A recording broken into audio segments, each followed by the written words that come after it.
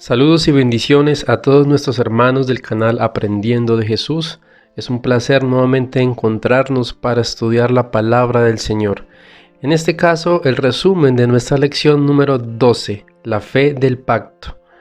Vamos a orar para comenzar. Padre Santo que estás en el cielo, gracias te damos, oh Dios, por tus infinitas bendiciones y por la oportunidad que nos das de reencontrarnos como hermanos y amigos y aprender de tu palabra. Danos entendimiento, sabiduría y dirige nuestras mentes y corazones hasta tu presencia. En el nombre de Jesús, amén. El sábado enseñaré. Nuestro texto clave, Gálatas 3:11. Más allá de lo que hagamos, nuestra naturaleza humana es pecaminosa e indigna en comparación con la pureza de la justicia de Dios.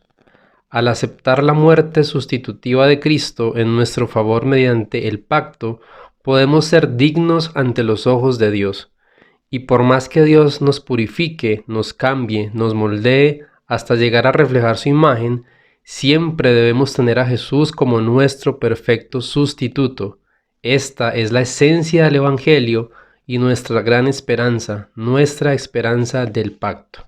Antes de que se pudiera ratificar el nuevo pacto, había que derramar sangre. Por lo tanto, como había quedado asentado y predicho en los archivos de las profecías mesiánicas, esa sangre vivificante que brotó del Calvario validó el nuevo pacto.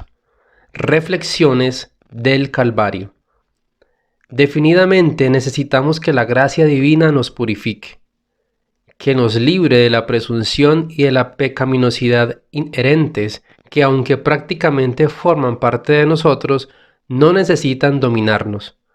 ¿Y quién no anhela ser librado de los celos mezquinos, las envidias, la amargura, la ira y la astucia que causan una culpa inherente en todos nosotros?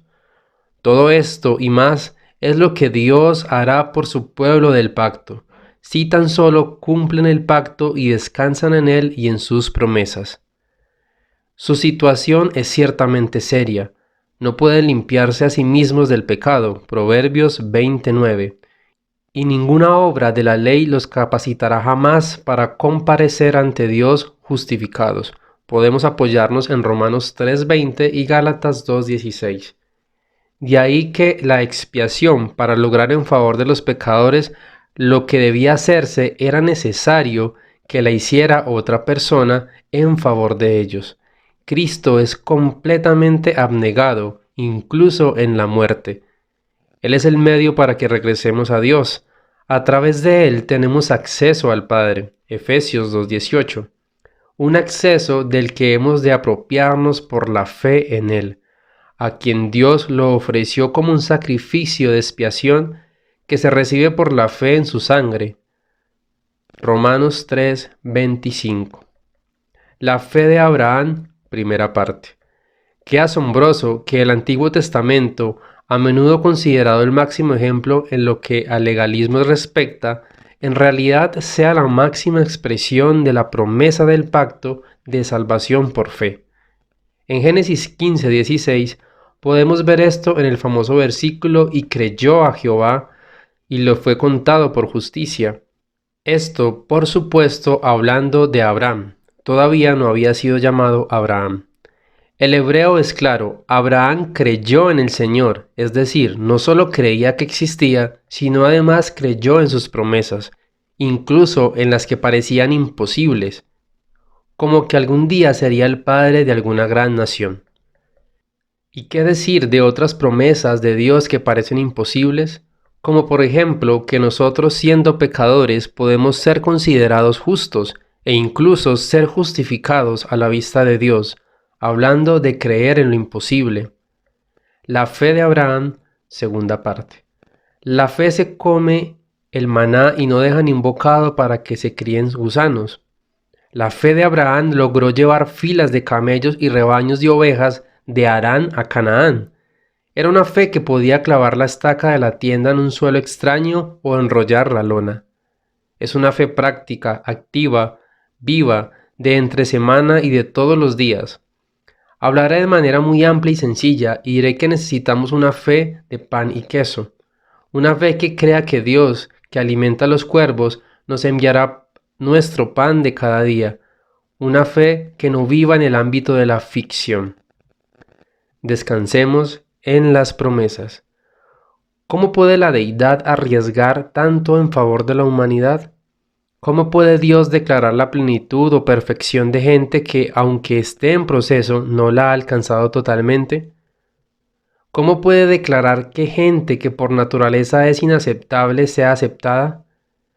¿Cómo puede la deidad arriesgar su reputación al extender una gracia tan osada? La respuesta es triple. En primer lugar, Dios lo hace porque acepta como perfección nuestras oraciones sinceras y nuestros esfuerzos para alcanzar la madurez espiritual. En segundo lugar, Cristo puede actuar de este modo porque la fe que Él ve en nosotros no es realmente nuestra, es de Él. Él ve su fe en nosotros y honra esa fe. Es nuestra en el sentido de que somos los depositarios de su amor, los objetos de su gracia. Pero es suya porque la fe salvífica es de origen divino, no humano. Y en tercer lugar, Dios actúa con tanta confianza porque en el análisis final no es en nosotros donde el Padre se centra, es en la justicia del manto de Cristo que nos cubre. Aplicación a la vida. Para reflexionar. ¿Eres salvo? Para responder a esta pregunta es importante comprender qué es la salvación.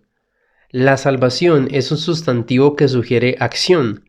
Salvar es la raíz, que es un verbo. ¿Qué acción está involucrada en la salvación? Las diferentes religiones ven la salvación de diferentes maneras.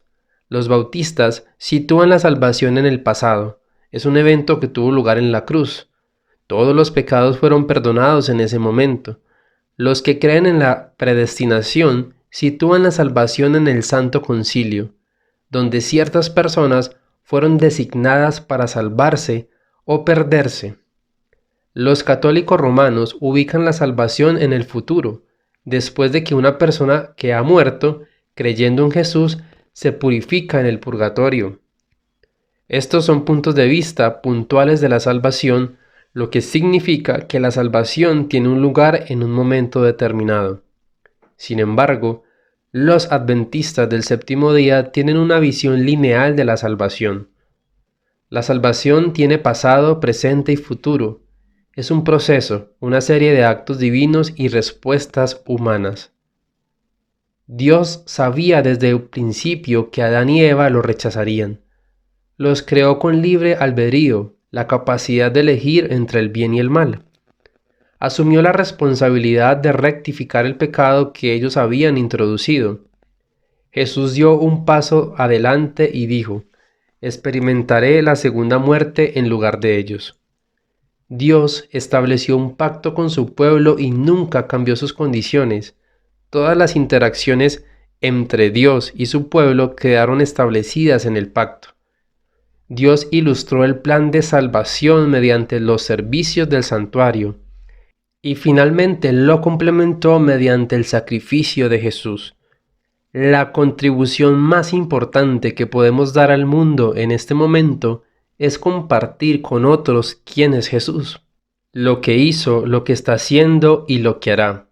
Él no está de vacaciones ni se toma un descanso de 15 minutos. Ahora mismo es el punto más trascendental de nuestra salvación. ¿Qué significa la salvación para ti? ¿Cuál será tu respuesta cuando alguien te pregunte si eres salvo? Pide a la clase que responda a esta pregunta: ¿eres salvo? Analicen las diversas respuestas y lo que revelan sobre cómo nosotros, siendo miembros de iglesia, entendemos el plan de salvación y cómo funciona. ¿Por qué los adventistas parecen tener problemas con esa pregunta? Elena de White ha dicho que Dios nos ama a cada uno como si fuéramos el único ser humano existente sobre la tierra. ¿Qué nos enseña eso sobre el amor de Dios? Reflexiona sobre las implicaciones de esta idea y por qué transmite tanta esperanza. Un pensamiento fundamental de algunos en la época de Cristo era que una persona debe ganarse el favor de Dios. Un pensamiento fundamental de los cristianos es que todo lo que una persona puede hacer es confiar en la palabra de Dios. considera la diferencia entre estos dos pensamientos y responde: ¿por qué crees que Pablo puso a Abraham como el mayor ejemplo de fe? Romanos 4:1 al 8. El estudio del jueves nos dice que cuando las personas repasan su vida antes de morir, ven cuán vanas e inútiles fueron sus obras para ganar la salvación. ¿Cuáles son los elementos de la vida que nos hacen creer que debemos depender más de nosotros mismos que de alguna otra persona o cosa? ¿Qué podemos hacer para llevar una vida que diga Jesús está al mando? ¿Tu vida espiritual cómo refleja quién o qué está al mando? Dios no nos abandona por causa de nuestros pecados. Quizás hayamos cometido errores y contristado su espíritu. Pero cuando nos arrepentimos y acudimos a Él con corazón contrito, no nos desdeña. Hay obstáculos que deben ser removidos. Se han fomentado sentimientos, equivocaciones y ha habido orgullo, autosuficiencia, impaciencia y murmuraciones. Todo esto nos separa de Dios. Deben confesarse los pecados. Debe haber una obra más profunda de la gracia en el corazón. Los que se sienten débiles y desanimados pueden llegar a ser hombres fuertes en Dios y hacer una noble obra para el Maestro. ¿Cómo podemos aprender a vivir con estas palabras? Todos hemos sentido el rechazo y el dolor de una promesa incumplida. No obstante, la Biblia está llena de promesas con las que podemos contar al 100%. Sin embargo, somos nosotros los que en desobediencia abandonamos nuestra relación del pacto. Al conocer el dolor de una relación rota, ¿qué podemos hacer para asegurarnos de no dar por sentada nuestra relación de pacto con Dios? Jesús se sacrificó a sí mismo porque nosotros teníamos una deuda imposible de pagar. ¿Por qué Dios no podía simplemente perdonar la deuda? Si Dios no pudo hacer esto, ¿significa que de alguna manera está sujeto a su propia ley? En 1 de Pedro 1, 18 y 19, el autor escribe que la sangre de Cristo rescató a sus oyentes de la vida absurda que heredaron de sus antepasados. ¿Estaba escribiendo estrictamente sobre la redención del castigo futuro? ¿O también se refería al impacto de este hecho sobre la vida que llevaban sus oyentes en ese momento? Génesis 15:6 declara que la fe de Abraham en el Señor fue contada como justicia. En la actualidad, la mayoría asocia la fe o la creencia con el asentimiento de una lista de doctrinas o proposiciones. ¿Es esto a lo que se hace referencia aquí? ¿Por qué, si no es así, qué parte de nuestra relación con Dios ocupan las creencias correctas acerca de Dios?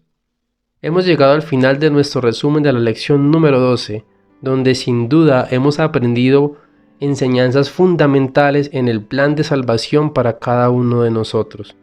Debemos reflexionar cada uno sobre nuestras acciones y nuestra relación con Cristo, que nos llevarán definitivamente a aceptar el pacto que ha sido fundamental para nuestra salvación.